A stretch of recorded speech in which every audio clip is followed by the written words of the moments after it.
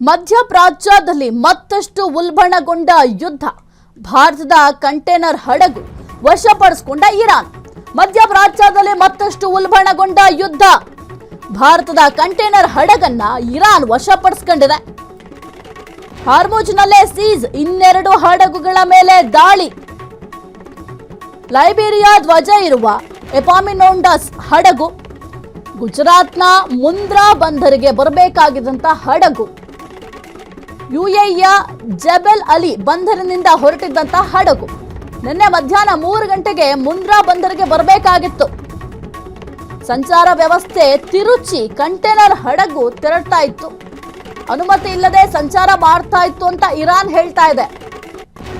ಹಡಗು ವಶಕ್ಕೆ ಪಡೆದಿದ್ದಕ್ಕೆ ಕಾರಣವನ್ನ ಇರಾನ್ ಕೊಟ್ಟಿದೆ.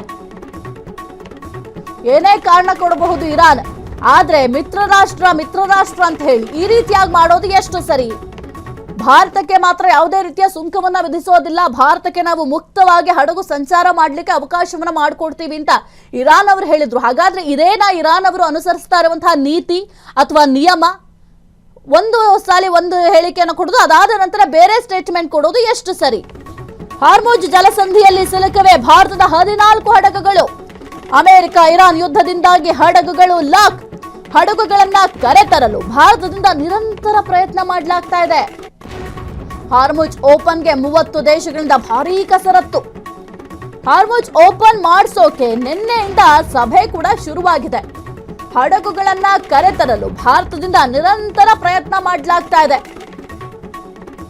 ಹಾರ್ಮುಜ್ ಜಲಸಂಧಿ ಏನಿದೆ, ಈ ಒಂದು ಜಲಸಂಧಿಯಲ್ಲಿ 14 ಹಡಗುಗಳು ಸಿಲುಕಿದೆ. ಭಾರತಕ್ಕೆ ಸಂಬಂಧಪಟ್ಟಂತ 14 ಹಡಗುಗಳು. ಇನ್ನು ಕದನ ವಿರಾಮದ ಮೇಲೆ ಇರಾನ್ ಅನುಮಾನ. ಒಂದೆಡೆ ಕದನ ವಿರಾಮ ಅಂತ ಟ್ರಂಪ್ ಸ್ಟೇಟ್ಮೆಂಟ್ ಕೊಟ್ಟಿದ್ದಾರೆ, ಮತ್ತೊಂದೆಡೆ ಹಾರ್ಮುಜ್ನಲ್ಲಿ ಯುಎಸ್ ದಿಗ್ಬಂಧನ. ಮಾತುಕತೆಗೆ ಹಿಂದೇಟು ಆಗ್ತಾ ಇರುವಂತಹ ಇರಾನ್ ಕದನ ವಿರಾಮದ ಬಗ್ಗೆ ಸ್ಪಷ್ಟಪಡಿಸಿದ ಇರಾನ್, ಅಮೆರಿಕ ದಾಳಿ ಮಾಡಿದ್ರೆ ಕೇಬಲ್ ಕಟ್ ಬೆದರಿಕೆಯನ್ನ ಹಾಕ್ತಾ ಇದ್ದಾರೆ. ಇಂಟರ್ನೆಟ್ ಕೇಬಲ್ ಕಟ್ ಮಾಡುವ ಬೆದರಿಕೆ, ಸಮುದ್ರದಲ್ಲಿರುವ ಜಲಾಂತರ್ಗಾಮಿ ಕೇಬಲ್ಗಳು, ಕ್ಲೌಡ್ ಕೇಬಲ್ ಮತ್ತು ಇಂಟರ್ನೆಟ್ ಕೇಬಲ್ ಹಾರ್ಮುಜ್ ಬಾಬ್ ಅಲ್ ಮುಂದೇಬ್ನಲ್ಲಿರುವಂತಹ ಕೇಬಲ್ಗಳನ್ನ ಕಟ್ ಮಾಡುವಂತಹ ಬೆದರಿಕೆಯನ್ನ ಹಾಕ್ತಾ ಇದೆ. ಒಟ್ನಲ್ಲಿ ಈಗ ಅಮೆರಿಕ ಮತ್ತೆ ಈ ಒಂದು ಇರಾನ್ ಯುದ್ಧದ ಪರಿಣಾಮ ಭಾರತದ ಮೇಲೆ ತೀವ್ರವಾಗಿದೆ. ಏಕೆಂತಂದ್ರೆ ಒಂದು ಕಡೆ ಭಾರತದಲ್ಲೂ ಕೂಡ ಸಾಕಷ್ಟು ಸಮಸ್ಯೆಗಳು ಉದ್ಭವ ಆಗಿದೆ. ಇನ್ನು ಭಾರತಕ್ಕೆ ಸಂಬಂಧಪಟ್ಟಂತ 14 ಹಡಗುಗಳೇನಿದಾವೆ, ಈ ಒಂದು 14 ಹಡಗುಗಳು ಹಾರ್ಮುಜ್ ಜಲಸಂಧಿಯಲ್ಲಿ ಸಿಲುಕಿಕೊಂಡಿದೆ. ಆ ಒಂದು 14 ಹಡಗುಗಳನ್ನ ಭಾರತ ದೇಶಕ್ಕೆ ತರಲಿಕ್ಕೆ ನಾನಾ ರೀತಿಯ ಪ್ರಯತ್ನಗಳನ್ನು ಕೂಡ ಮಾಡಲಾಗ್ತಾ ಇದೆ. ಈ ಒಂದು ಅಮೆರಿಕ ಇರಾನ್ ಯುದ್ಧದಿಂದಾಗಿ ಹಡಗುಗಳು ಕಂಪ್ಲೀಟ್ ಲಾಕ್ ಆಗಿದ್ದಾವೆ.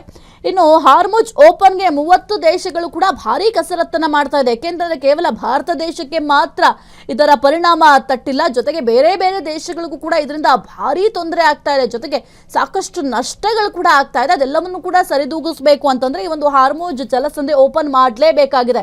ಮುಖ್ಯವಾಗಿ ಒಂದು ಹಾರ್ಮುಜ್ ಜಲಸಂಧಿಯ ಮುಖಾಂತರವೇ ಸಾಕಷ್ಟು ಆಮದು ರಫ್ತು ಎಲ್ಲಾ ಕಾರ್ಯಗಳು ಕೂಡ ನಡೆಯೋದು. ಅಂಥದ್ರಲ್ಲಿ ಅಂತಹ ಒಂದು ಹಾರ್ಮುಜ್ ಜಲಸಂಧಿಯನ್ನ ಬಂದ್ ಮಾಡಿದ್ರೆ ನಮ್ಮ ದೇಶದ ಪರಿಸ್ಥಿತಿ ಏನಾಗಬೇಕು ಅಂತ ಈಗ ಭಾರತ ಕೂಡ ಪ್ರಶ್ನೆಯನ್ನ ಮಾಡ್ತಾ ಇದೆ. ಅದರ ಜೊತೆಗೆ ಬೇರೆ ಬೇರೆ ದೇಶಗಳು ಕೂಡ ಪ್ರಶ್ನೆಯನ್ನ ಮಾಡ್ತಾ ಇದೆ. ಈ ಒಂದು ಹಾರ್ಮುಜ್ ಓಪನ್ ಮಾಡಿಸೋಕೆ ನಿನ್ನೆಯಿಂದ ಭಾರಿ ಸಭೆ ಕೂಡ ಮಾಡ್ತಾ ಇದ್ದಾರೆ. ಇನ್ನು ಹಡಗುಗಳನ್ನ ಕರೆತರಲು ಭಾರತ ಕೂಡ ನಿರಂತರ ಪ್ರಯತ್ನದಲ್ಲಿ ತೊಡಗಿದೆ. ಇನ್ನು ಇರಾನ್ ಪ್ರತಿ ಬಾರಿಗೆ ಹೇಳ್ತಾ ಇತ್ತು, ಭಾರತ ನನ್ನ ಮಿತ್ರ ರಾಷ್ಟ್ರ, ಭಾರತಕ್ಕೆ ಯಾವುದೇ ರೀತಿ ತೊಂದರೆ ಆಗಲಿಕ್ಕೆ ನಾನು ಬಿಡೋದಿಲ್ಲ, ಜೊತೆಗೆ ಭಾರತಕ್ಕೆ ಯಾವುದೇ ರೀತಿಯ ಸುಂಕವನ್ನು ಕೂಡ ವಿಧಿಸೋದಿಲ್ಲ. ಈ ಒಂದು ಹಾರ್ಮುಜ್ ಜಲಸಂಧಿಯ ಮೇಲೆ ಹಾದು ಹೋಗ್ಬೇಕಂತ ಅಂದ್ರೆ, ಈ ಒಂದು ಹಾರ್ಮುಜ್ ಜಲಸಂಧಿಯಲ್ಲಿ ಹೋಗ್ಬೇಕಂತಂದ್ರೆ ಸುಂಕವನ್ನು ಕೂಡ ಭಾರತ ಕಟ್ಟಬೇಕಾಗಿಲ್ಲ ಅಂತ ಹೇಳ್ತಾ ಇದ್ರು. ಆದ್ರೆ ಈಗ ಭಾರತಕ್ಕೆ ಸಂಬಂಧಪಟ್ಟಂತ 14 ಹಡಗುಗಳೇ ಈಗ ಈ ಒಂದು ಹಾರ್ಮುಜ್ ಜಲಸಂಧಿಯಲ್ಲಿ ನಿಂತಿದ್ದಾವೆ.